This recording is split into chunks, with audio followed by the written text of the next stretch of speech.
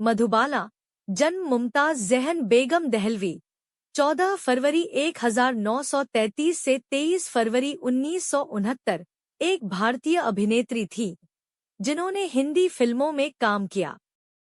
1950 के दशक में देश की सबसे ज्यादा कमाई करने वाली स्टार मधुबाला ने 2 दशक लंबे करियर में 70 से ज्यादा फिल्मों में काम किया, जिसमें स्लैपस्टिक कॉमेडी से लेकर ऐतिहासिक ड्रामा तक शामिल हैं।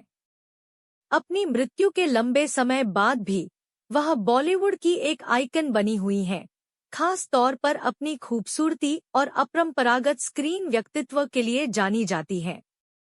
2013 में ईस्टर्न आई पोल ने उन्हें अब तक की 24वीं सबसे बड़ी बॉलीवुड स्टार बताया।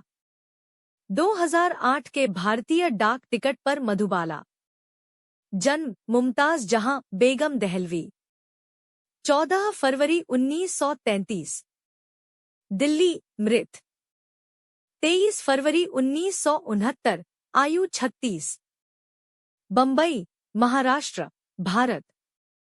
मृत्यु का कारण वेंट्रिक्युलर सेप्टल दोष। विश्राम स्थल जुहू मुस्लिम कब्रिस्तान, सांता क्रूज, मुंबई। पेशा अभिनेत्री, सक्रिय वर्ष 1942 से 1964। जीवन साथी किशोर कुमार, एम 1960। रिश्तेदार गांगुली परिवार, विवाह द्वारा। दिल्ली में जन्मी और पली बढ़ी मधुबाला जब 8 साल की थीं, तब अपने परिवार के साथ बॉम्बे, अब मुंबई, चली गईं और कुछ ही समय बाद उन्होंने बसंत 1942 से छोटी भूमिकाएं निभानी शुरू कर दी।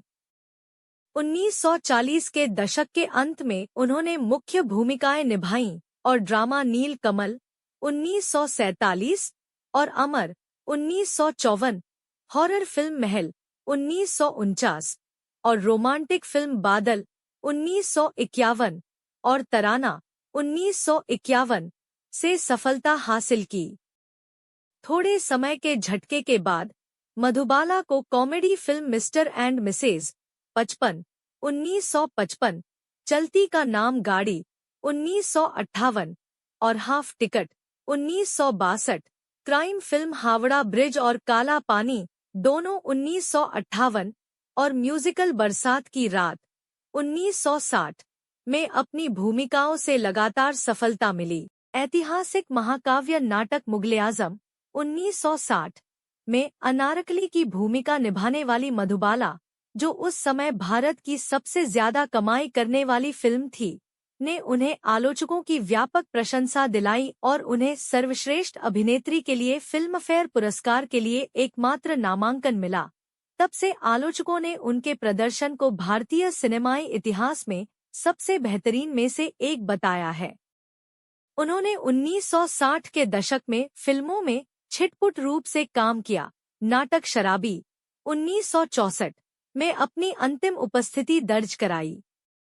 इसके अतिरिक्त उन्होंने अपने production house Madhubala private limited के तहत 3 फिल्मों का निर्माण किया, जिसकी सहस्थापना उन्होंने 1953 में की थी। अपनी गोपनीयता बनाए रखने के बावजूद मधुबाला ने अपने चैरिटी कार्य और निजी जीवन के लिए मीडिया में महत्वपूर्ण कवरेज अर्जित किया। 1950 के दशक की शुरुआत में अभिनेता दिलीप कुमार के साथ उनका एक बेहद चर्चित रिश्ता था, जो नया दौर कोर्ट केस 1956 से 57 के बीच खत्म हो गया। उन्होंने 1960 में अभिनेता गायक किशोर कुमार से शादी की। अपने वयस्क जीवन के दौरान मधुबाला को वेंट्रिकुलर सेप्टल दोष के कारण सांस लेने में तकलीफ और हेमोप्टाइसिस की समस्या बार-बार होती रही, जिसके कारण अंततः 1969 में 36 वर्ष की आयु में उनकी मृत्यु हो गई।